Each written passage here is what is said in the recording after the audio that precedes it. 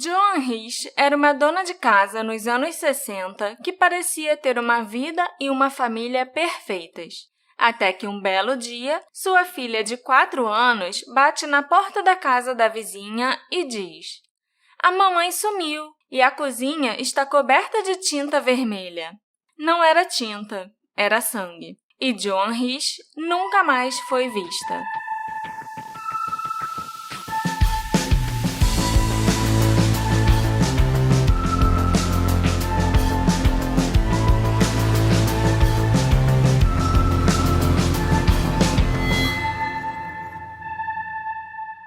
Olá, assistentes! Tudo bem com vocês?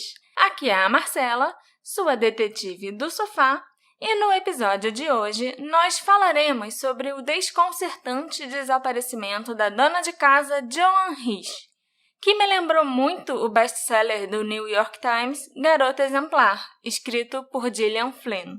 O livro, maravilhoso e incrível, acompanha o desaparecimento de uma jovem esposa. Eu não vou revelar mais sobre a trama para não dar spoilers para quem ainda não leu. Mas se você já conhece a obra, você com certeza vai traçar paralelos com esse caso, não é não, Alexandre? É verdade, Marcela. Eu não li o livro, mas eu lembro de ter visto o filme e gostado bastante. Então, se você começa falando que é parecido e tem paralelos, coloca a minha expectativa lá no alto. Eu particularmente adoro tanto o livro quanto o filme, que foi lançado em 2014. E foi exatamente pelo caso da Joan Rhys ser tão parecido em alguns aspectos com o desaparecimento da Amy Exemplar que eu fui atraída para ele. E eu super recomendo Garota Exemplar, é uma das melhores obras atuais de crime e suspense. Quem ainda não leu ou não assistiu, por favor, vocês não sabem o que vocês estão perdendo. É um filmão. Me pegou de surpresa. Sim. E o filme é uma adaptação maravilhosa do livro, assim, eu acho que não deixa nada a desejar. A Joan era a última pessoa que a gente imaginaria que ia se envolver num mistério não resolvido. Segundo todos os relatos, ela estava feliz e tinha uma boa vida, um casamento estável e era uma mãe devotada. A dona de casa exemplar e perfeitinha dos anos 60. A não ser que você tenha visto Mad Men. Aí você tem outra referência de dona de casa dos anos 60. Mas o que aconteceu com ela é bem confuso e misterioso. A Joan nasceu em 12 de maio de 1930, no Brooklyn, em Nova York. O nome completo dela era Joan Caroline Bard. Quando ela tinha 10 anos, em 1940, a família dela decidiu mudar para Nova Jersey. Infelizmente, a mãe e o pai da Joan faleceram quando a casa da família pegou fogo num incêndio muito suspeito. A Joan não estava em casa quando o incêndio aconteceu. Ela estava na casa da avó e por isso ela sobreviveu. Então, os tios de Joan a adotaram formalmente e ela passou a usar o sobrenome deles e virou a Joan Caroline Nettress. Mas por que você acha que o incêndio foi suspeito? Foi criminoso? E tem a ver com o nosso caso, por curiosidade? É suspeito porque nunca deram um veredito se foi criminoso ou não. O incêndio, na época, chegou a ser investigado e descobriram que os pais da Joan morreram por causa de toda a fumaça que eles inalaram. E encontraram o cachorro da família morto no porão, enroladinho num cobertor. Alguns jornalistas publicaram lá na época que o cachorro tinha sido, entre aspas, colocado para dormir antes do incêndio começar. Eu não sei como eles conseguiram essa informação e também não sei se é verdade. Mas é bem estranho e todos os relatos sobre o incêndio dizem que foi um incêndio muito suspeito. A Joan passou a morar com a tia Alice e o marido dela, Frank. E esse período em que a Joan morou com os tios não foi dos melhores. Havia várias alegações que a Joan era molestada pelo Frank, marido da tia. Ele nunca foi denunciado para a polícia nem nada e sempre negou que tivesse abusado de Joan. A polícia chegou a investigar o Frank depois do desaparecimento da Joan por causa dessas alegações, mas a gente vai entrar em detalhes sobre isso depois. A vida continuou normal, o quão normal era possível depois de um incêndio misterioso matar os seus pais e você ser molestada pelo seu novo pai adotivo, né?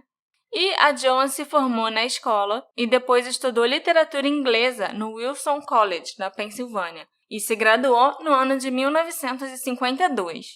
Logo depois de se formar, ela conseguiu um emprego numa editora. Ela começou a trabalhar como secretária e foi sendo promovida até chegar à editora assistente alguns anos depois.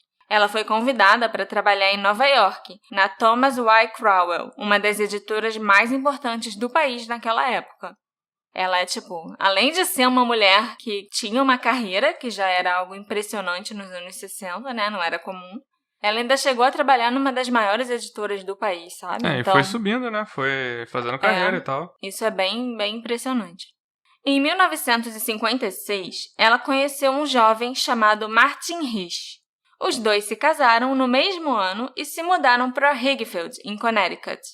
Se casaram no ano que começaram a namorar, amor. A gente está há 9 anos juntos e ainda adiamos nosso casamento. E estamos 2 vivos aqui. Fica aí essa lição. Sim, é uma excelente lição. Eu sei onde você tá, você sabe onde eu tô. Maravilha. Eles tiveram a primeira filha 1 ano depois, uma menininha chamada Lillian, e a Joan deixou um emprego para se tornar dona de casa. Em 1959, a Joan deu à luz ao segundo filho, um menino chamado David. Em abril de 61, o casal se mudou para Lincoln, no Massachusetts, onde rapidamente se integraram à comunidade local. O Martin se tornou executivo da Fitchburg Paper Company e frequentemente saía da cidade em viagens a negócios. E a Joan, além de administrar a casa, se envolveu ativamente com a Liga das Eleitoras. Era uma organização sem fins lucrativos, formada para ajudar as mulheres a terem um papel mais importante nas questões públicas depois que elas conquistaram o direito de voto. Ela também expressava vontade de se tornar professora e compartilhar o seu amor pela literatura quando os filhos crescessem. Eu achei meio esquisito. Esquisito não, pros anos 60 é normal, mas que a mulher tinha uma carreira e casou e virou dona de casa. 1 ano ela casa e virou dona de casa. E acaba tudo. E dá pra ver que realmente ela não parecia uma pessoa contente com isso, tava sempre com os projetos e tava correndo atrás. Sim. E queria ser professora, tava envolvida no movimento aí político feminino. Eu achei ela sensacional. Ela trabalhava, ela tinha uma carreira. Tudo bem que ela acabou se tornando uma dona de casa, mas eu não acho que as mulheres tinham a opção de trabalhar e de ter uma carreira e uma família nos anos 60. Mas aí ela se voltou para os direitos das mulheres, sabe? Isso é sensacional. A vida do casal continua tranquila e feliz pelos próximos 6 meses. Mas tudo mudou em 24 de outubro de 1961. Nas primeiras horas do dia, nada fora do comum aconteceu. O Martin saiu de casa um pouquinho mais cedo que o normal para pegar um voo às 8 da manhã para a cidade de Nova York a negócios. A Joan serviu o café da manhã para as crianças e levou David para a casa de uma vizinha, a Barbara Barker, e saiu com a Lillian em seu carro para uma consulta com o dentista. Após a consulta, a Joan levou a Lillian para fazer compras numa loja de departamentos próxima. Enquanto isso, na casa da família, o leite e as correspondências foram entregues enquanto a Joan estava fora. E nem o leiteiro nem o carteiro relataram nada incomum na residência quando foram questionados posteriormente. A Joan voltou para casa e pegou o David na casa da Bárbara por volta das 11 horas da manhã. Pouco tempo depois, um motorista da lavanderia veio até a casa dela para pegar vários ternos do Martin que sempre eram lavados a seco. Ele entrou para ajudar Joan a pegar e carregar os ternos e ele também não se lembrou de nada fora do comum a respeito de Joan ou da casa em geral. A Joan preparou o almoço para os filhos e colocou o David para dormir. Ele geralmente cochilava depois do almoço até 2 da tarde. À 1h, a Barbara Barker trouxe o filho, Douglas, também de 4 anos, para brincar com a Lillian. Ela ficou um tempinho conversando com a Joan e depois foi para casa. E durante o tempo em que ela esteve lá, a Bárbara observou a Joan entrar e sair para podar algumas plantas e guardar a tesoura de jardinagem que ela tinha usado na garagem. Pouco antes das 2h, a Joan pegou a Lillian e o Douglas e os levou para a casa de Bárbara, do outro lado da rua, e deixou os dois brincando no balanço no quintal, E ela disse pra Lillian que voltaria logo. O Douglas é o filho da vizinha. Isso, que estava lá na casa dela brincando com a Lillian. A Joan só se esqueceu de avisar pra Bárbara que ia deixar as crianças lá. Ela largou os dois no jardim da casa da amiga. Não bateu na porta nem nada. Não que isso fosse um problema, porque aquele era um bairro residencial, muito tranquilo, e no fim das contas, nada aconteceu com as crianças, não. Toma aí, né? Nem bate na porta pra saber. Ela sabia que a mulher tava em casa? Sabia, eu acho que isso era muito, muito comum naquele Entre bairro. elas ali, né? E as crianças também saíam e entravam quando quisessem de casa, até com 4 anos de idade.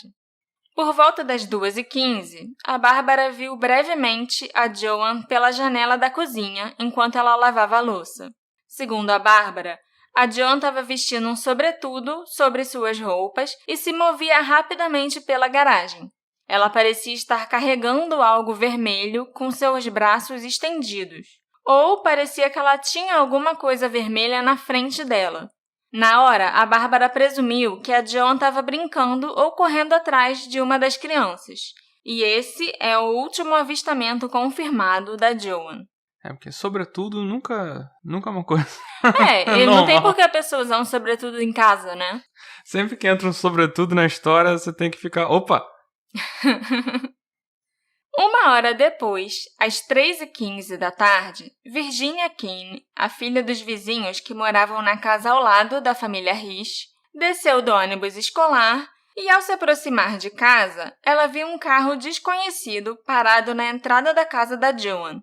A Virginia disse que o carro era da GM e que ele estava meio sujo e era bicolor. Ele era azul e cinza. A Virginia deu mais detalhes do que eu conseguiria dar nessa situação, porque eu acho que eu só ia saber a cor do carro, talvez nem isso, talvez eu nem reparasse que tinha um carro na casa da vizinha. Mas naquela época tinha tanto modelo de carro assim pra você se confundir? Não, nem tantas cores também. É o que eu fico pensando, só devia ter GM, só devia ter Ford, não sei mais o que. 5 minutos depois, outro residente local, que morava na rua de trás, disse que estava dirigindo pela rua Old Bedford, que era a rua onde a Joan morava, e ele teve que parar para deixar um carro sair da garagem da família Keane ou da família Rich. E tanto a Virginia quanto a mãe dela disseram que não tinha nenhum carro na garagem da família Keane naquele momento. Então, esse carro devia ser o mesmo que a Virginia viu e ele estava saindo da garagem da Joan. A Bárbara foi ver como estavam as crianças e levou a Lillian de volta para casa às 3h40 da tarde, porque ela precisava sair para fazer compras e ia levar o Douglas com ela. Acreditando que a Joan estava em casa, ela atravessou a rua com a Lillian e a deixou na porta de casa. A Bárbara pegou o carro e foi fazer suas compras com o Douglas. Isso é algo que hoje em dia eu não vejo acontecendo. Larga o moleque na frente da porta. Não, ela fez o mínimo, né? Que é atravessar a rua com a menina. Eu entendo que era ok pra época, né? Sim, sim. Mas é outra coisa que eu não vivi nessa época. E é outra coisa que eu penso que se fosse hoje, não, ia ficar todo mundo surtado. Como assim? Você deixou a criança nem viu se alguém apareceu pra receber? Com certeza. Quando a Bárbara voltou, às 4h15 da tarde, a Lillian bateu na porta da casa dela e disse: "A mamãe foi embora e a cozinha está coberta de tinta vermelha." A Lillian também disse que o irmãozinho dela, o David, estava chorando muito no berço. A Bárbara levou um susto e foi à casa da Joan com a Lillian e verificou que a menina dizia a verdade. Mas não era tinta que tinha na cozinha, era sangue. Mas claro que era sangue, porque também, se fosse tinta, seria um episódio de Decoradores do Sofá. Ou Estofadores de Sofá. Arquitetos do Sofá. Irmãos à obra do sofá. Pois é. A Bárbara deu uma olhada rápida pela casa e correu para o quarto para pegar o David no berço. Ela saiu da casa com o David e a Lillian, pegou o filho dela, o Douglas, em casa e bateu na porta da família Keane. Ela contou o que tinha acontecido para a mãe da Virginia, deixou as 3 crianças com a própria Virginia e a Bárbara e a senhora Keane foram muito corajosas. As duas pegaram tacos e panelas para se defenderem e entraram na casa da Joan. Dessa vez, armada caso ela precisasse se defender e acompanhada de uma amiga, a Bárbara procurou a Joan pela casa. Ela e a senhora Keane olharam em todos os cômodos e a Joan não estava lá. E é importante também frisar que as duas, apesar de procurarem pela Joan, foram inteligentes e não mexeram em nada. Elas deixaram a cena do crime intacta como elas tinham encontrado. Olha só, isso eu não esperava. Nem eu, mas a Bárbara era muito inteligente. Não, os nossos casos dessa época são todos alguém veio e cagou tudo. Sim, pois é. Esse não é. Às vezes até a polícia. Sim. Não, nesse caso eu acho que até a polícia fez um bom trabalho, sabe? Uhum. A Bárbara, então, ligou para a polícia, que chegou ao local às 4h30 da tarde. O sargento Mike McHugh, da polícia de Lincoln, foi o primeiro a chegar. Depois de conversar brevemente com a Bárbara, ele entrou na casa da Joan. Na cozinha, ele encontrou manchas de sangue no chão e nas paredes, uma mesinha virada e o fone do telefone, que ficava pendurado na parede, tinha sido arrancado e jogado na lixeira, que também tinha sido retirada do seu lugar usual embaixo da pia e foi deixada no meio do chão da cozinha. Eu vou botar algumas fotos, da cena do crime lá no nosso Instagram para vocês verem. E as fotos são em preto e branco, gente. Então, assim... O sangue parece chocolate. O sangue parece chocolate, que nem no Psicose. Pra quem não sabe, o Hitchcock fez o filme em preto e branco só pra poder usar calda de chocolate, ao invés de ter que gastar com coisas que pareçam sangue ou sangue de verdade. Na banca de pia, uma agenda de telefone estava aberta numa página que seria destinada aos contatos de emergência, mas não tinha nenhum número anotado na página. Naquela época, ainda não tinha o 911, que é o 190 daqui, um número da polícia que você liga de qualquer estado, qualquer cidade, né? Tipo, um número único para você ligar para a polícia. É de emergência em geral, né? Emergência médica também, não é só polícia. Sim, bombeiro, qualquer coisa assim. Cada delegacia, naquela época, tinha o seu número de telefone. E como a Joan e o Martin tinham se mudado só há 6 meses, talvez eles ainda não tivessem descoberto o número da delegacia local para anotar na agenda. O sargento Mike, baseado no que ele viu ali logo que chegou, acreditou que a Joan poderia ter cometido suicídio e revistou a casa, a garagem, o carro e o quintal em busca do corpo. Quando ele não encontrou nada, percebeu que ele precisaria de reforços para realizar buscas pela região. Ele ligou para o seu chefe, o Leo Audio, e avisou que era possível que todo o departamento precisasse ser envolvido, e mais policiais foram despachados para a casa da Joan. Enquanto isso, o Leo, o chefe de polícia, ligou para os hospitais locais e pediu para ser notificado se uma mulher com a descrição de Joan aparecesse ou já tivesse sido internada em alguns deles. Barbara Barker, a pedido da polícia, ligou para a empresa de Martin Risch para descobrir onde ele estava. Quando souberam que ele estava em Nova York a negócios, a polícia de Lincoln ligou para informá-lo da emergência familiar. Ele mudou seus planos, que envolviam ficar em Nova York pelo menos mais um dia, e pegou o próximo voo de volta para Boston. Na casa, a polícia encontrou mais algumas pistas. Na lata de lixo, além do fone do telefone, outro item encontrado foi uma garrafa vazia de uísque, que Martin posteriormente disse que ele e Joan tinham terminado de beber e jogado fora na noite anterior. Mas também haviam 3 garrafas vazias de cerveja, que estavam bem no topo da pilha de lixo. E a cerveja foi considerada um sinal de alerta, porque não tinha cerveja na casa quando o Martin saiu de manhã cedo, e a Joan também não tinha comprado cerveja quando foi à cidade com a filha de manhã. O Martin não conseguiu explicar de onde poderiam ter vindo as garrafas de cerveja encontradas na lixeira. 3 impressões digitais sangrentas foram encontradas. Uma estava no telefone e outras 2 estavam nas paredes. Essas impressões não eram de Joan e não foram identificadas pela polícia. Um rolo de papel toalha estava no chão e parecia que algumas folhas tinham sido utilizadas para tentar limpar o sangue do chão da cozinha. E a pessoa que tentou foi bem mal sucedida porque tinha bastante sangue e desistiu no meio do caminho e só largou o rolo de papel toalha lá no chão. Além disso, gotas de sangue foram encontradas no andar de cima, nas escadas, no quarto das crianças e no quarto do casal. Também tinham algumas gotas na garagem e no teto do carro de Joan, como se ela tivesse se apoiado no carro com as mãos sujas de sangue, sabe? Não foi possível determinar onde o sangramento pode ter começado, se foi no andar de cima, na cozinha ou na garagem. E também era impossível saber se a Joan saiu de casa sozinha ou se ela foi levada por alguém. Mas o fim da trilha de sangue na garagem pode indicar que ela entrou em algum carro. A polícia disse mais tarde que, embora as manchas de sangue na cozinha possam ter sido resultado de uma luta, elas pareciam mais consistentes com alguém cambaleando e tentando se manter de pé após um ferimento. Ficou determinado que não havia sangue suficiente para resultar em morte, pelo menos não ali naquela casa, e que o ferimento sofrido, provavelmente por Joan, era superficial. Ué, mas eu tava achando que era muito sangue. Era bastante sangue, mas não era uma quantidade de sangue que você... Que ia fazer falta.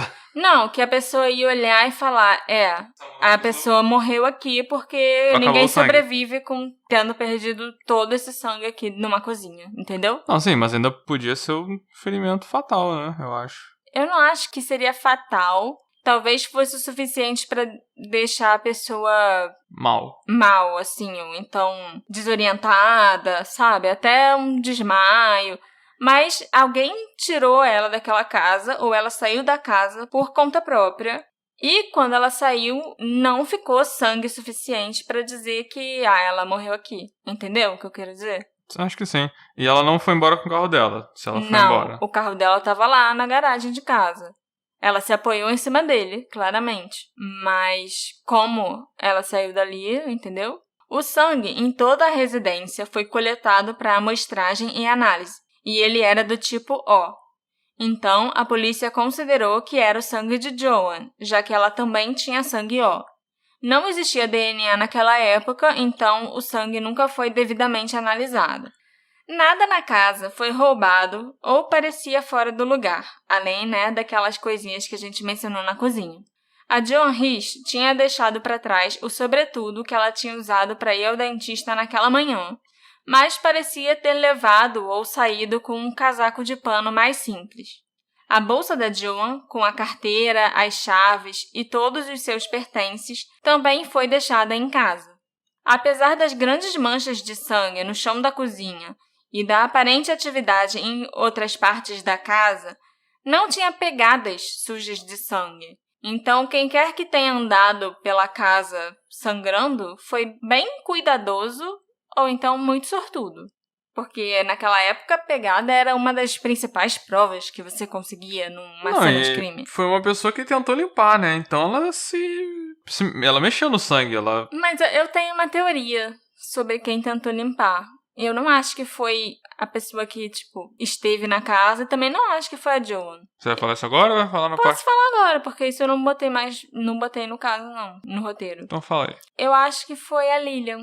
Por mais triste que seja, a gente sabe que a Bárbara deixou ela em casa, era 15:45, e que a Bárbara só voltou das compras e a Lillian bateu na casa dela, já era 4:15. Então a Lillian ficou meia hora sozinha em casa, com o irmão chorando, no meio de uma cozinha suja de sangue. Ela pode ter tido a ideia de, tá tudo muito sujo de tinta vermelha nessa cozinha, deixa eu ajudar a mamãe então e limpar pra ela. Uhum. Ela pegou o rolo de papel toalha e teria começado a limpar pra mãe, entendeu? E eu acho que foi até assim que o sangue... Que, na verdade, a gente agora sabe que não era tanto sangue, mas eu acho que foi assim que o sangue acabou se espalhando e parece uma cena muito sangrenta, sabe? Entendi. Faz sentido. O que a menina ia ficar fazendo meia hora lá dentro? Se o agressor estivesse lá, ela não teria saído com vida, eu acredito. Sim, faz sentido. E pelo que ela falou pra vizinha, a mãe dela já não estava em casa quando ela chegou. Então, eu acho que foi ela que limpou sem saber que ela estava alterando uma cena de crime. Óbvio, ela só tinha 4 anos, né? Uhum. As autoridades realizaram buscas pelo bairro e entrevistaram muitos moradores. Algumas outras pessoas, além da Virginia, alegaram ter visto o carro azul e cinza estacionado na garagem da Joan por volta das 3:15 e 3:30 da tarde. Outras pessoas relataram que esse mesmo veículo e o homem não identificado que dirigia o carro estava agindo de forma suspeita por volta das 4h15 da tarde.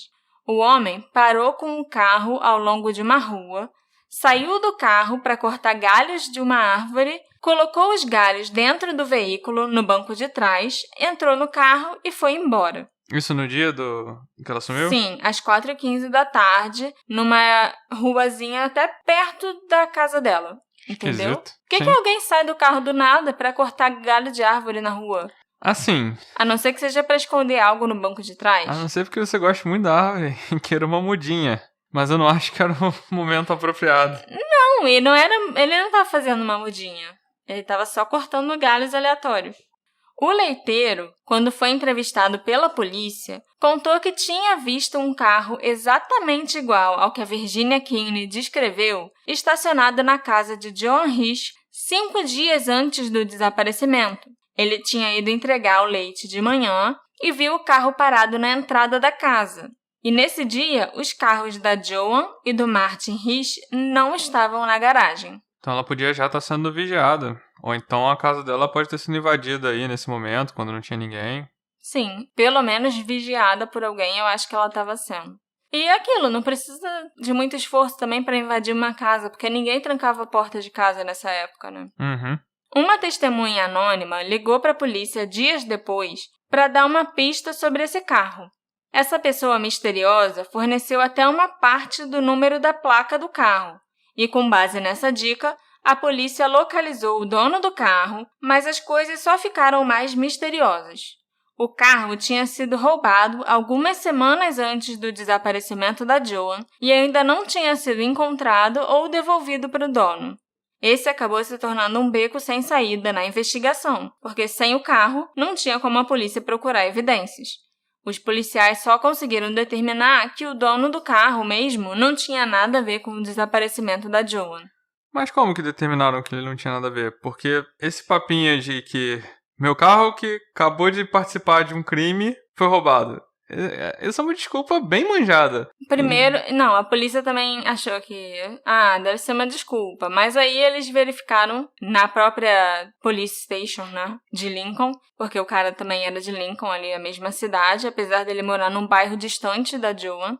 E viram que, realmente, umas 5 ou 6 semanas antes do desaparecimento, o cara tinha ido à delegacia dar queixa do roubo do carro dele. Ele tinha registrado. Tinha registrado a ocorrência, tudo direitinho. E no dia do desaparecimento, o cara estava trabalhando.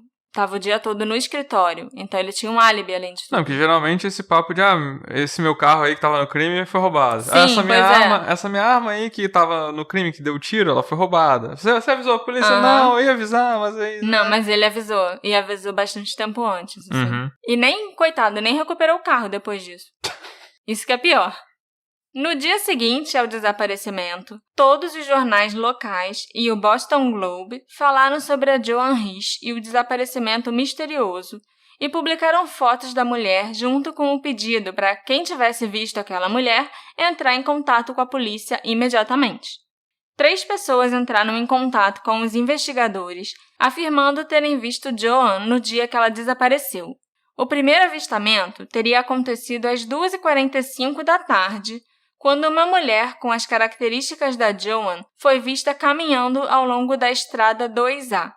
Ela parecia estar curvada como se estivesse com frio ou com dor e parecia desarrumada. O segundo avistamento ocorreu entre 3h15 e 3h30 da tarde, quando uma mulher também parecida com Joan foi vista andando pela estrada 128, com sangue escorrendo pelas pernas. Ela parecia desorientada. E o terceiro avistamento teria acontecido supostamente por volta das 4h30 e a mulher também caminhava pela estrada 128, mas já era em um pedaço bem mais distante de onde o segundo avistamento ocorreu. E ninguém deu detalhes das roupas que estava usando e tudo mais? Eu, pessoalmente, não acredito muito que esses avistamentos na rodovia sejam realmente a Joan. O lugar onde a mulher foi vista, das 3 vezes, era muito longe da casa dela. E ela não conseguiria chegar lá andando em menos de 1 hora, sendo que a vizinha viu ela pela janela, um pouco antes desses avistamentos 3 e acontecerem. pouco, né? Ainda mais se ela tivesse sofrido algum ferimento. E esses avistamentos nunca foram confirmados nem excluídos. Eu também não acho que se um motorista nessa época visse a mulher andando pela estrada sangrando, ninguém ia parar para oferecer ajuda, sabe? Eu acho que as pessoas parariam se tivessem visto alguém nesse estado. Nos anos 60 as coisas eram... A gente acha, né? Mas a gente tem que presumir que ninguém parou também. Se isso fosse verdade, ninguém parou, porque a história não tem desfecho. Sim, exatamente. Todas as pistas seguidas pelos investigadores acabaram levando a um beco sem saída, e o caso foi perdendo o interesse do público e da maior parte da imprensa. Até que uma repórter chamada Sareen Gerson, do jornal local de Lincoln, o Defense Viewer, foi à biblioteca pública pesquisar por casos semelhantes ao desaparecimento da Joan. A Sareen descobriu umas coisinhas bem intrigantes. Em um dos livros que ela consultou, sobre o suposto desaparecimento da 27ª esposa de um homem chamado Brigham Young. 27ª. Ele era o Barba Azul de Massachusetts. A Sareen viu que ninguém menos do que Joan Risch tinha retirado aquele livro em setembro, um mês antes do desaparecimento. Em outro livro, dessa vez um livro de ficção chamado Into Thin Air, sobre uma mulher que forja o próprio desaparecimento, deixando manchas de sangue e uma toalha ensanguentada pela casa. Eita. A Sareen encontrou novamente a assinatura de Joan Risch. Ela também retirou aquele livro em setembro. A Sareen relatou as suas descobertas curiosas no jornal. Um grupo de voluntários da biblioteca resolveu examinar os registros e descobriu que a Joan Risch, uma frequentadora regular da biblioteca e uma leitora voraz, tinha retirado 25 livros durante o verão de 61, e quase todos os livros tinham a ver com assassinatos e casos de pessoas desaparecidas. Com base nisso, a Sareen e seus colegas jornalistas começaram a especular que a Joan poderia ter encenado a aparente cena do crime e desaparecido voluntariamente. Hoje em dia o pessoal vai pegar seu celular e vai ver que você escuta um monte de podcast de morte e desaparecimento no Spotify e vai concluir a mesma coisa. Olha o que vocês estão armando pra vocês aí. Pior se alguém pegar o meu celular ou o meu notebook pra me investigar a partir dos meus livros, dos meus podcasts e principalmente das minhas buscas no Google. Eu tô ferrada. Vão achar que eu já planejei vários assassinatos, vários desaparecimentos, que eu sequestrei um monte de gente. Não, o FBI já tá de olho em você, isso é certeza. O FBI? Sim. Você fala de coisas nos Estados Unidos. É verdade. Não tinha pensado Não nisso. é a BIM que vai estar ligado em você. É. Mas eu também falo de casos no Egito, na Suécia, na Inglaterra. Manda um oi pro FBI. Hi, FBI. Thanks for listening. Tá bom? Tá bom. Eu prefiro pensar que a Joan era só uma pessoa que gostava muito de suspense, tá bom? Provavelmente essa é a verdade. Eu acho que sim. Mas essas circunstâncias não podem ser completamente ignoradas. Enquanto eu pesquisava sobre a vida da Joan para escrever sobre esse caso, eu reparei que ela era meio que um mistério. Ela tinha muitos amigos e conhecidos desde a época da faculdade e em todas as cidades que ela morou. Mas cada pessoa descrevia a Joan de um jeito diferente. Era como se a personalidade dela fosse diferente de pessoa para pessoa. Alguns dos seus amigos a descreveram como uma dona de casa incrivelmente dedicada, que amava sua família e amava ser mãe, enquanto outros relataram que ela era uma mulher muito ambiciosa e completamente insatisfeita em sua vida de dona de casa. Ao mesmo tempo, são pessoas que conviveram com ela em diferentes momentos da vida dela. Então, eu não estranharia se cada um descrevesse ela de um jeito diferente. Mas parecem duas pessoas diferentes. Mas é aquilo. É uma pessoa ambiciosa e que estava completamente insatisfeita como dona de casa. E isso veio de um amigo dela, um amigo da faculdade, com quem ela ainda falava constantemente. O nome dele é até Morton. E eles tinham se falado alguns dias antes dela desaparecer. Inclusive, foi ele que indicou o dentista para ela, o dentista que ela foi na manhã do desaparecimento. Uhum. E foi ele que falou isso, tipo... Ok, será que ela falava essas coisas pra ele no telefone, porque sabe? eu acho que, assim, sinceramente, eu não vejo isso como algo estranho, porque parece que era um grande amigo de muito tempo. Talvez fosse a pessoa que ela fosse ser mais sincera. Com os outros, como é que tá a vida de casado? Tá ótimo, é que eu sempre quis.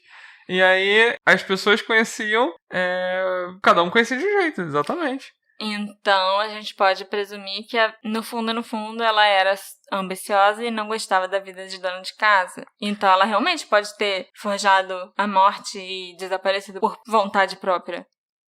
Outro fato interessante, relatado nos jornais na época em que a Joan desapareceu, foi que no início de novembro, poucas semanas depois do desaparecimento, uma mulher desconhecida ligou para a casa da família Rich mais de 10 vezes. Na época, os pais do Martin Rich estavam hospedados na casa para ajudar o Martin a cuidar das crianças. O pai do Martin atendeu o telefone, mas a mulher que ligou se recusou a falar com ele. No mesmo dia que o pai do Martin atendeu a esses telefonemas, a Barbara Barker também recebeu um telefonema de uma mulher que parecia alterada e reclamou que estava tentando ligar para casa, mas não tinha conseguido falar com quem ela queria. Será que essa pessoa pode ter sido a Joan? Quanto aos suspeitos, a polícia interrogou Martin, o marido da Joan, que foi rapidamente inocentado de qualquer envolvimento no desaparecimento da mulher. Essa também foi a conclusão que a polícia chegou, depois de investigar os vizinhos, o carteiro, o leiteiro e o motorista da lavanderia. Isso parece uma história de adultério. Ai, será? Você é filho do leiteiro? Você é filho do açougueiro? Você é filho do carteiro? Mas teve uma coisinha que me chamou a atenção quando eu li alguns arquivos da polícia sobre o desaparecimento da Joan. Eu notei em uma das páginas onde tem a transcrição do depoimento do Martin Rich que alguém, provavelmente um dos policiais, circulou uma frase específica do depoimento.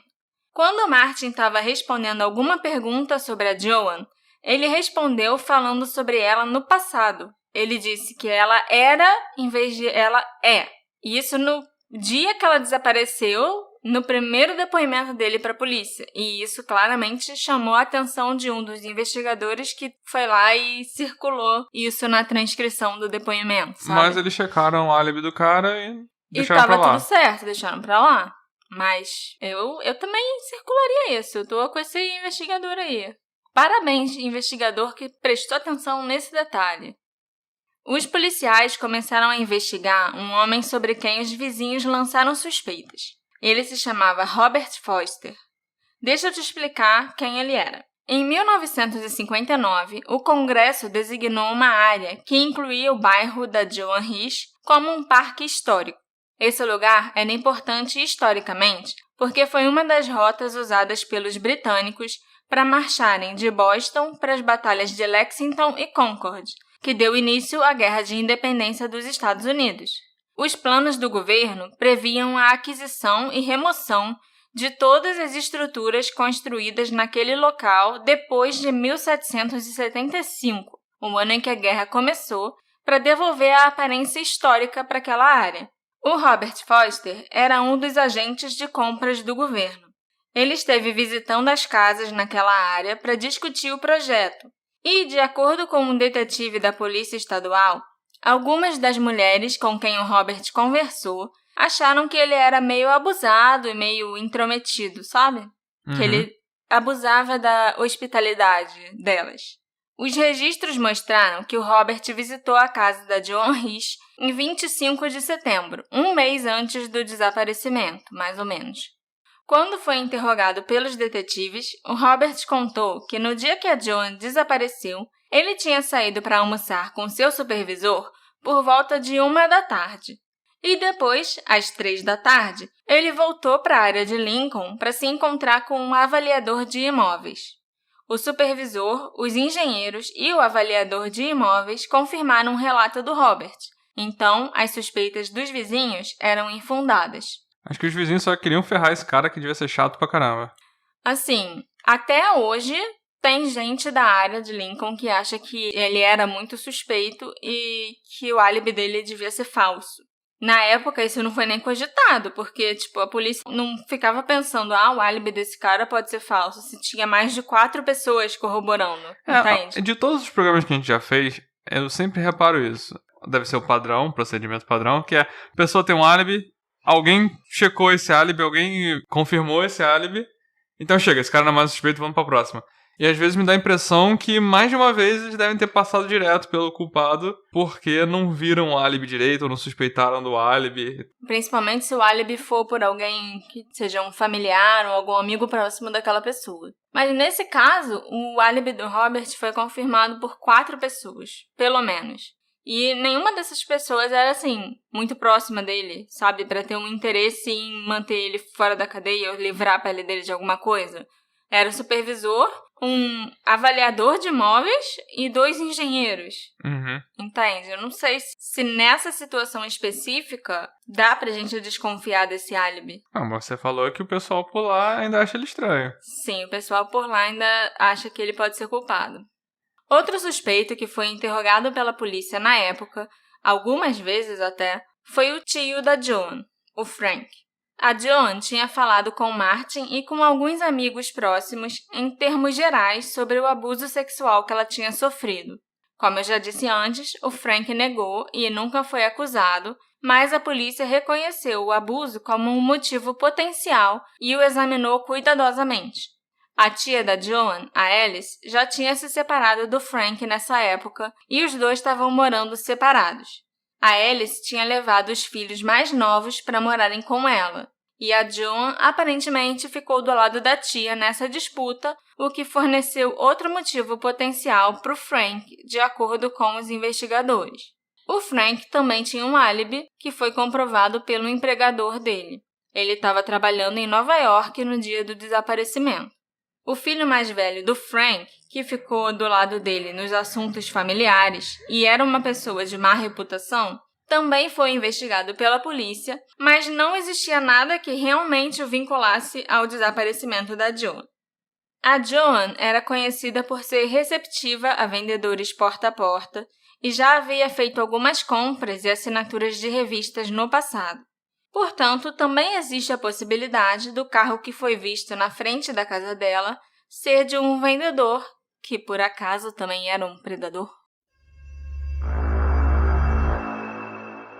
Muitas pessoas teorizam que a Joan, entediada com a sua vida conjugal depois de abandonar a carreira editorial na cidade de Nova York, teria encenado o próprio desaparecimento. É lógico que essa teoria começou a circular depois que a Sareen descobriu os livros que a Joan tinha pego na biblioteca antes de desaparecer.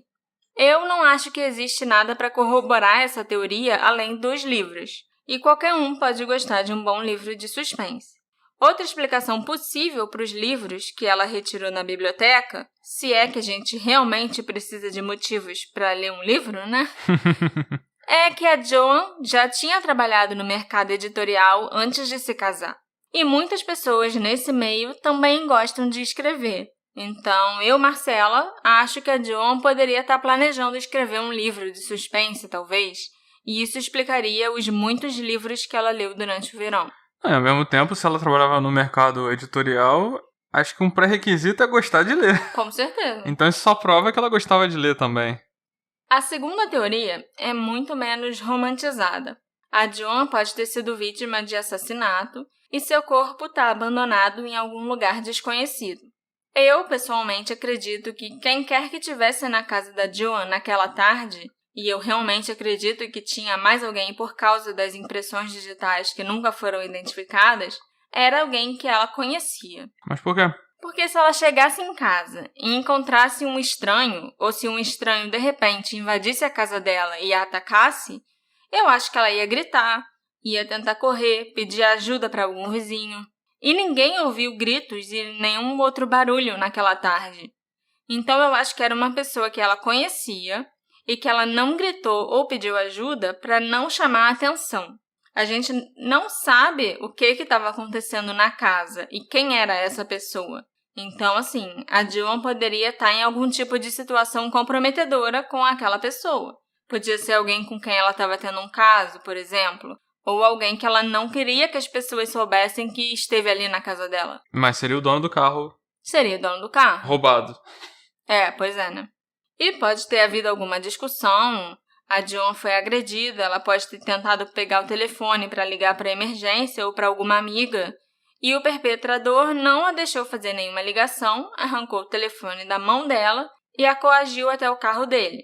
Talvez ele tenha se desculpado e tenha dito que ia levar ela para o hospital, mas eu realmente acho que ela estava com um homem em casa e que por isso ela não podia chamar a atenção da vizinhança.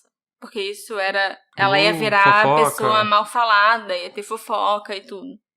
É lógico que se a Joan tivesse um amante, é muito improvável que ele estacionasse na entrada da casa dela. A não ser que algo tivesse acontecido na casa e ele tenha precisado pegar o carro e parar mais perto para Joan entrar depois que ela tivesse sido ferida. Ou ela poderia estar morta já, ou morrendo naquele momento, e ele precisava levar o carro o mais perto possível da casa para remover ela de lá. Nessa época, nos anos 60, a galera tinha muito amante, né? Então, tem validade essa teoria dela ter um amante. Não é estranho que a mulher não quisesse fazer um barulho, que ela não quisesse chamar atenção. O importante é ter um amante, mas ninguém pode ficar sabendo. Apesar que todo mundo sabia, pelo jeito. Sim, eu conversei com alguns moradores do bairro de Lincoln, que já moravam lá na época que a Joan desapareceu, e eles falaram isso. Ela com certeza devia ter um amante, porque todo mundo aqui tinha um amante. Era Kennedy. Se a Jacqueline Kennedy levava chifre e botava chifre no marido, e todo mundo sabia, e não tinha nenhum tipo de escândalo acontecendo, quem sou eu pra fazer alguma coisa diferente do que a Jacqueline Kennedy? Entendeu? Entendi a lógica. Outra hipótese, na mesma linha, afirma que a Joan não foi agredida, mas sofreu algum episódio de algum tipo e deixou sua residência. Talvez ela tenha se cortado, talvez tenha caído e batido a cabeça. A perda de sangue podia deixar a Joan em choque, então ela saiu andando de casa, ficou vagando pelas estradas, foi vista por algumas pessoas que passavam de carro e acabou sofrendo algum acidente ou sendo vítima de um crime. A Joan pode ter vagado pela estrada 128, como disseram alguns relatos de motoristas que passaram pela estrada naquele dia. Essa estrada específica estava em obras na época, e muita gente especula ainda hoje que a Joan pode ter caído em um buraco na noite que desapareceu e acabou sendo enterrada ali. Sempre tem um buraco. Sempre tem uma obra. Sempre tem um canteiro de obra. Isso é clichê já. E muitos operários que não prestam atenção nos buracos que estão tapando. Todo caso de desaparecimento, tava construindo um shopping, tava construindo não sei o que, a pessoa pode ter caído num buraco, ou pode ter sido jogada pelo assassino, e tá embaixo do shopping, gente, temos que demolir o shopping pra achar. Sempre tem umas histórias assim, eu acho que é um clichê do true crime, do desaparecimento. É verdade. É um clichê no detetive de sofá, pelo menos. A próxima teoria surgiu por causa de um desses relatos que a Joan teria sido vista na estrada e que, segundo uma das pessoas que a teria visto, ela estava com sangue escorrendo pelas pernas. Um usuário do Reddit sugeriu que o sangue poderia ser de um aborto mal sucedido, e a teoria explodiu e se espalhou absurdamente. Eu vou te falar que assim que você falou do avistamento com sangue escorrendo pelas pernas, foi a primeira coisa que eu pensei. Ou um aborto mal sucedido, como você falou, ou um aborto espontâneo. Que aí talvez pela vergonha por estar sozinha, não sei o que, deu no que deu. Ela não conseguiu ajuda, sei lá. Ou não quis buscar ajuda. Tem quem acredite que a Joan descobriu que estava grávida e não queria ter outro bebê, que atrapalharia seus planos de se tornar professora depois dos 2 filhos crescerem. Também tem quem acredite que a Joan engravidou de um amante e não podia deixar o marido saber. De qualquer forma, essa teoria sugere que a Joan pode ter procurado um médico clandestino para fazer o aborto e que depois, já em casa, ela teria começado a sofrer complicações. Ou que ela própria teria tentado fazer um aborto em casa. Nos anos 60, muitas mulheres morriam após tentarem fazer abortos caseiros que davam errado. Aquele filme da Kate Winslet com o Leonardo DiCaprio conta uma história assim, né? Exatamente assim. O nome do filme Foi Apenas um Sonho, se eu não me engano, Revolutionary Road. A Joan pode ter ligado para o médico que teria feito o aborto, ou para algum médico ou amiga que tenha dado as instruções para ela de como fazer, para pedir socorro e dizer que tinha alguma coisa errada acontecendo. E essa pessoa teria vindo ajudar a Joan e pode ter tentado levar ela para um hospital. E a Joan pode não ter aguentado e morrido no carro dessa pessoa. Ou a pessoa ficou com medo, já que o aborto era ilegal e dava até prisão, e acabou mudando de ideia e não levou a Joan para o hospital. A pessoa pode ter matado ou simplesmente a deixado para morrer em algum lugar. Esse ângulo do aborto também é intrigante, porque se a Joan fez ou tentou um aborto, eu duvido que tenha ocorrido naquela tarde. Provavelmente aconteceu naquela manhã ou no dia anterior. E o sangramento provavelmente teria começado enquanto ela estava no quarto dos filhos, onde o David estava dormindo, que é onde a trilha de sangue supostamente começa, piorou quando ela estava na cozinha e terminou na garagem após ela entrar no carro de alguém. Também é inteiramente possível que ela não tenha feito um aborto, mas que o anestésico que ela tomou no dentista tenha causado um aborto espontâneo ou um desmaio que levou a um ferimento na cabeça, causando perda de sangue e desorientação. A Joan pode ter tentado pegar o carro para ir ao médico e tenha percebido que não estava em condições de dirigir, começou a andar e vagar por aí. Nesse cenário, as impressões digitais podem ter sido deixadas por um vizinho ou policial que contaminou a cena do crime. Uma coisa também que me lembra em relação a isso é que a vizinha, a Bárbara, né? Bárbara Barker. Bárbara Barker, ela viu de longe ela segurando com os braços esticados alguma coisa vermelha, né? Sim, alguma coisa vermelha. Ai, amor. Nossa, não faz comigo. Você não pensou nisso, não? Não. Cruz credo. A polícia teria encontrado. Mas você não encontraram nem a mulher. Eu prefiro imaginar que eram só alguns panos porque ela tentou limpar o chão. Ok. Mais de um relato descreve aquele carro azul e cinza saindo da garagem da Joan Rich naquela tarde. Eu diria que é uma aposta segura que a Joan e algum homem estavam naquele veículo. Um homem que, além de tudo, ainda era um ladrão de carro. Ainda há a denúncia feita à polícia do indivíduo parando na beira da estrada, recolhendo galhos de uma árvore e botando no banco de trás. Esses galhos provavelmente estavam sendo usados para cobrir manchas de sangue enormes no carro ou para cobrir o corpo de Joan Rich. Esse carro mesmo nunca foi encontrado também, né? Não. E não importa para qual teoria você se incline, nenhum cenário faz todo o sentido.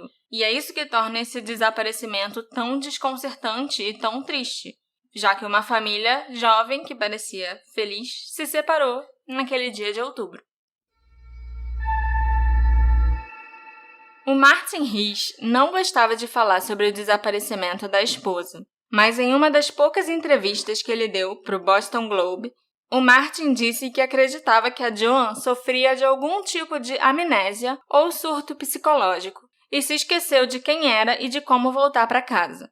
O Martin permaneceu morando na mesma casa por muitos anos na esperança que um dia a Joan recuperasse a memória e voltasse para casa. E, embora o Martin recebesse muitos trotes, ele sempre manteve o mesmo número de telefone para o caso da Joan um dia ligar. Ele nunca procurou a justiça para tentar declarar a Joan legalmente morta e nunca se casou novamente. Infelizmente, o Martin faleceu em 2009 sem saber o que aconteceu com a esposa. A Lillian, que na época tinha 4 anos, se casou com um homem chamado John Moe e eles têm uma filha chamada Heather. Já o David, que tinha só 2 anos quando a mãe desapareceu, sofre de graves problemas de memória e já chegou a desaparecer algumas vezes. Em 2017, ele ficou algumas semanas internado num hospital psiquiátrico depois de ter sumido por algumas semanas e ter sido encontrado pela polícia nas escadas de uma igreja e ele não aceitava que o nome dele era David Rich. Nossa. Ele estava dando um outro nome para a polícia, um outro endereço ou falando que não tinha casa. E a polícia já estava acostumada com alguns dos desaparecimentos dele. No bairro onde ele mora, todo mundo sabe que ele tem esses problemas psiquiátricos e problemas de memória. Então, todo mundo já fica meio que de olho, ele já é conhecido na comunidade. Mas dessa última vez, em 2017, ele não reconhecia o próprio nome. Foi por isso que ele acabou sendo internado por algumas semanas. O David gosta de pensar que a mãe dele, a Joan, está no céu. Ela não tinha um histórico de doenças mentais e nem tinham relatos na família dela. Mas o David pode sim ter herdado os seus problemas ou os problemas de alguém da família materna. Talvez a Joan não tenha chegado a apresentar isso antes, mas aconteceu um desses surtos no dia que ela desapareceu e ela não conseguiu mais voltar ou foi vítima de um crime. Pode ter sido, se o filho apresentou tanta coisa assim depois. Pois é. Talvez o Martin tenha pensado que a Joan devia sofrer do mesmo problema que o filho, só que, ao contrário do David, a Joan desapareceu e nunca mais foi encontrada. Os policiais de Lincoln, que foram os responsáveis pela investigação, e os moradores locais, os vizinhos de Joan na época do desaparecimento, acreditavam que ela foi morta por um amante. Os policiais, inclusive, tinham uma pessoa específica em mente, apesar de nunca terem revelado ao público. Esse homem, de quem eles suspeitavam, também nunca foi preso e nunca conseguiram juntar evidências o suficiente para indiciá-lo. Mas ele sabia sim que ele estava sob suspeita. Os investigadores chegaram a declarar que talvez eles revelassem o nome desse homem depois que ele morresse e que tinham esperanças que a verdade viesse à tona. Mas ele morreu, o tempo passou e a polícia não revelou o nome dele e também não ficou sabendo de nenhuma informação nova depois da morte desse cara. Eu conversei com um senhor que cresceu naquela rua, onde era a casa da Joan e onde ela sumiu. Ele é bem rabugento, inclusive. Ele era criança, ele tinha cerca de 10 anos quando esse caso aconteceu, e ele se lembra que toda vez que os pais dele e os amigos estavam conversando sobre o caso da Joan, sempre era dito que ela tinha sido assassinada por um amante. Ele também era amigo dos filhos de vários policiais que investigaram o caso da Joan, que esclareceram para ele que havia muitas evidências circunstanciais fortes apontando na direção do amante. O problema é que hoje em dia já é muito difícil indiciar e condenar alguém por um assassinato sem ter o corpo. Nos anos 60, isso era impossível, literalmente. Se não tem corpo, você não pode nem comprovar que a pessoa realmente morreu. Por isso, acusar alguém de assassinato por um desaparecimento era algo completamente fora de questão. E quem é esse amante? Dá pra saber? Eu acho que eu sei quem é. Eu tenho um arquivo que foi criado por um dos investigadores de Lincoln quando o caso foi passado para a jurisdição do FBI. O local onde ficava a casa da Joan Risch eventualmente acabou virando uma parte do parque histórico que o governo já estava querendo construir há muito tempo. Ah, aquela história daquele suspeito lá. Do Robert Foster. Isso. Que tinha a ver com o início da Guerra da Independência. Isso. E como o local onde a Joan desapareceu passou a ser um território do governo federal, o FBI tem a jurisdição do caso. Um dos investigadores de Lincoln compilou os arquivos mais importantes e fez um resumão do desaparecimento da Joan por agente do FBI. Um dossiê. É. E na última página desse arquivo está escrito o seguinte, abre aspas, a busca se encerrou. Baseado em interrogatórios e extensa investigação sobre a vida e o desaparecimento de Joan Risch, parece que ela foi assassinada e que seu corpo foi movido para a cidade histórica de Lexington, onde ela foi enterrada num lote vazio que anos depois virou um condomínio residencial chamado Springdale Estates. Veja os mapas em anexo. Fecha aspas.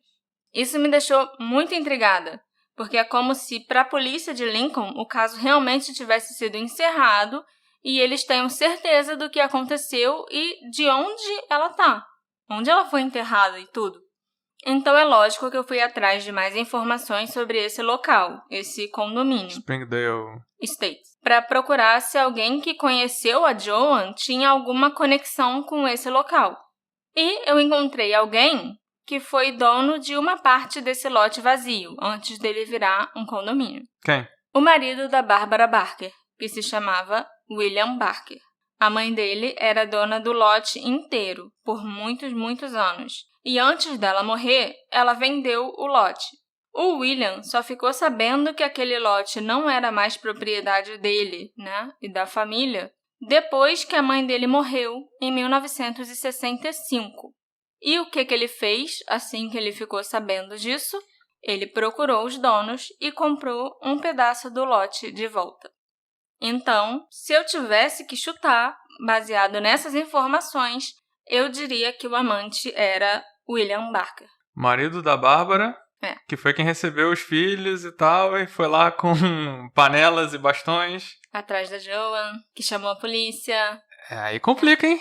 Que tava cuidando da filha dela, né, naquela tarde. Provavelmente enquanto o próprio marido tava na casa da Joan, fazendo alguma coisa. Então, ele seria o suposto amante e muito provavelmente envolvido na morte dela. Sim.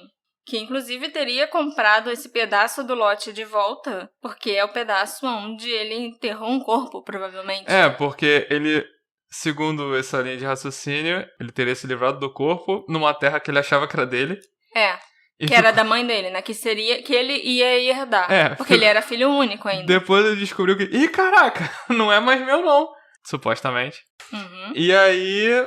Vou tratar de comprar isso de volta. E depois ele comprou um pedaço do lote. Um pedaço específico. Um pedaço específico. Que hoje em dia é um condomínio. Não esse pedaço, né? O restante do lote é um condomínio. Ah, tá. Esse pedaço tá vazio até hoje. Entendi. Eu consegui localizar esse pedaço... No Google Maps? No Google Maps.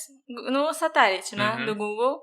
É tipo um pedaço triangular, assim. Um pedaço muito estranho. Pra ser dono ali, sabe? Pra ter interesse imobiliário, né? Você não acho que você tem como construir algo ali. É realmente um triângulozinho. E eu vou botar pra vocês no Instagram. Uhum. Pra vocês conseguirem enxergar exatamente.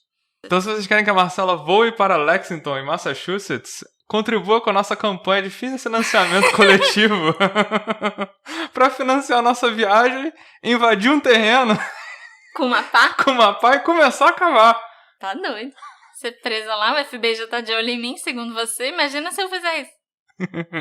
Assim, eu pessoalmente me inclino totalmente pra essa teoria de uma briga com um amante que começou dentro de casa e que... Sumiu com ela, né? Uma discussão que começou, que aí escalonou pra uma possível agressão. E aí a Joan se machucou, então pode até ter batido com a cabeça, desmaiado, vai saber. Aí ela foi colocada no carro. Aquele carro azul e cinza que a Virginia Kane viu quando estava descendo do ônibus da escola. E talvez o homem tenha largado ela ainda viva num lugar remoto. Talvez num terreno vazio, quando ela estava desmaiada, vai saber. E aí depois voltou lá para enterrar direito. A única coisa que eu consigo ter certeza é que esse homem era local. Ele tinha familiaridade com o bairro. E ele soube exatamente onde descartar a Joan em um local que ela nunca foi encontrada. E eu também não acho que foi algo pré-planejado, né? Um assassinato pré-planejado. Eu acho que foi um crime passional, no calor do momento. O que você acha, Alexandre? Tirando a minha teoria do aborto...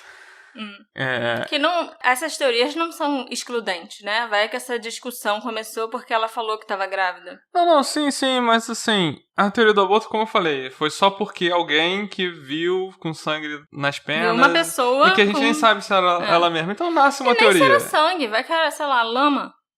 Exatamente. Então, assim, eu realmente fico inclinado também a essa questão do amante. E que rolou alguma confusão, algum auê, que não tem exatamente como a gente adivinhar o que. O que me incomoda é que era um carro roubado há mais de 6 semanas. O assassino foi quem roubou o carro, o assassino comprou um carro roubado. Pode ser. Como é que então isso foi premeditado, porque ninguém podia reconhecer o carro, sabe? É uma coisa que me incomoda, mas ainda acho que sim, provavelmente está envolvido com um amante, seja ele quem for, e deu no que deu.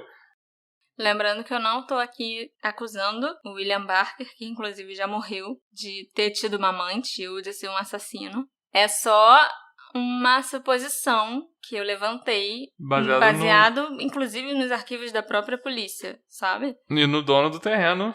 Num terreno esquisito pra você querer comprar. O que você acha que aconteceu com a Joan? Você acredita que foi um sequestro, um aborto mal feito, um caso extraconjugal que deu errado, ou que ela encenou a própria morte e desapareceu por conta própria? A Joan é a garota exemplar original? Spoilers? Não. Isso é só o básico do início do livro. Uma mulher some. Então nem é um spoiler, tá? Me conta a sua teoria nas nossas redes sociais, @detetive do sofá. E a gente se encontra na próxima investigação. Tchau, tchau. Tchau, tchau.